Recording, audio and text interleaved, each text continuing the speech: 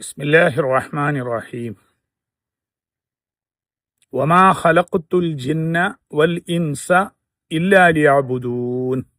സദഖല്ലാഹുൽ അസീം. മനുഷ്യരുടെ പ്രപഞ്ചത്തിന്റെ സൃഷ്ടാവായ നാഥൻ പറയുന്നു, മനുഷ്യവംശത്തെയും ജിന്ന് വിഭാഗത്തെയും നാം സൃഷ്ടിച്ചത് അവർ എന്നെ അറിഞ്ഞ് ആരാധിക്കുവാൻ വേണ്ടി മാത്രമാകുന്നു. അതെ, നമ്മുടെയൊക്കെ സൃഷ്ടിപ്പിന്റെ പിന്നിലുള്ള ആത്യന്തിക ലക്ഷ്യം അല്ലെങ്കിൽ പ്രധാനപ്പെട്ട ഏക ലക്ഷ്യം സൃഷ്ടാവായ നാഥനെ അറിഞ്ഞ് വണങ്ങുക എന്നതാണ്. ഏതൊരു നിർമ്മിതിക്കും അതിൻ്റെ നിർമ്മാതാവിന്, ആസൂത്രകന് അതിൻ്റെ ലക്ഷ്യം തീരുമാനിക്കാനുള്ള അവകാശമുണ്ട്. എങ്കിൽ പ്രപഞ്ചത്തിന്റെ നാഥനായ നമ്മുടെ സൃഷ്ടാവായ അല്ലാഹു തആല മനുഷ്യ സൃഷ്ടിപ്പിന്റെ ലക്ഷ്യം നിശ്ചയിച്ചിരിക്കുന്നു, നിർണയിച്ചിരിക്കുന്നു.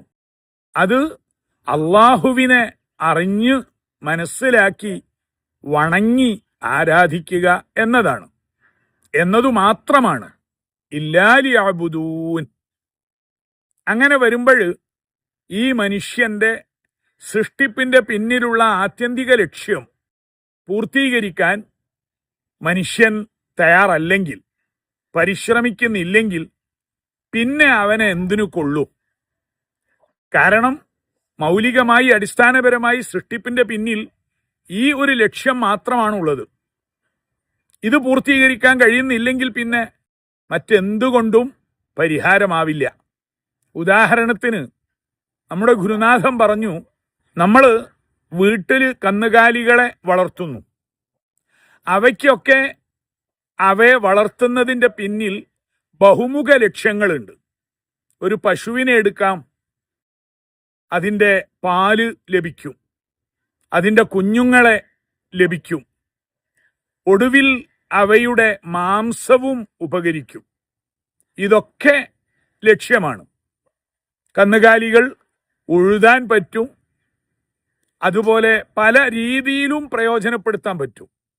ആടുകൾ, അവയുടെ തോല് പ്രയോജനപ്പെടുത്താം, അവയുടെ രോമങ്ങൾ പ്രയോജനപ്പെടുത്താം, പാലും മാംസവും ഉപയോഗപ്പെടുത്താം. അതായത് ഒരു ലക്ഷ്യം നടക്കുന്നില്ലെങ്കിൽ മറ്റെന്തെങ്കിലും ചില ലക്ഷ്യങ്ങളും കൂടെ നേടിയെടുക്കാൻ കഴിയും. എന്നാൽ വീട്ടിൽ വളർത്തുന്ന നായ, എല്ലാവരും പാടുപെട്ട് സ്നേഹിച്ച് നല്ല ചെലവും പരിപാലനവും കൊടുത്ത് വളർത്തുന്ന, വീടിനെ രക്ഷിക്കാൻ വേണ്ടി കാവൽക്കാരനായ നായ, ആ ദൗത്യത്തിന് നായ ഉയരുന്നില്ലെങ്കിൽ, കള്ളന്മാരോ മറ്റോ വരുമ്പോൾ സിഗ്നൽ നൽകി കുരച്ച് ചാടി സെക്യൂരിറ്റിയുടെ ജോലി നായ ചെയ്യുന്നില്ലെങ്കിൽ പിന്നെ ആ നായയെ കൊണ്ട് എന്താണ് പ്രയോജനം? മാംസം ഭക്ഷിക്കാൻ പറ്റില്ല, പാല് പ്രയോജനപ്പെടില്ല, മറ്റൊരു ഉപകാരവുമില്ല എന്നർത്ഥം. നായയെ വളർത്തുന്നത് അവയെ സെക്യൂരിറ്റി ലക്ഷ്യത്തിന് വേണ്ടിയാണ്. അതാണ് ആത്യന്തികവും അടിസ്ഥാനപരവുമായ നായയിൽ നിന്ന് ലഭിക്കേണ്ട ഫലം. ഈ ഉദാഹരണം മനുഷ്യരുടെ സൃഷ്ടിപ്പുമായി നാം ഓരോരുത്തരും ബന്ധപ്പെടുത്തി ആലോചിച്ചാൽ, നമ്മെ സൃഷ്ടിച്ച അല്ലാഹു പറയുന്നു, വമാ ഖലഖ്തുൽ ജിന്ന വൽ ഇൻസ ഇല്ലാ ലിയഅ്ബുദൂൻ. ആധികാരികമായാണ് പറയുന്നത്. മനുഷ്യരെയും ജിന്ന് വിഭാഗത്തെയും എന്നെ അറിഞ്ഞാരാധിക്കാൻ വേണ്ടിയല്ലാതെ മറ്റൊരാവശ്യത്തിനും വേണ്ടിയല്ല നാം പടച്ചത്, സൃഷ്ടിച്ചത്. അപ്പോൾ ആ ആവശ്യത്തിലേക്ക് നാം ഉയരണം, വളരണം.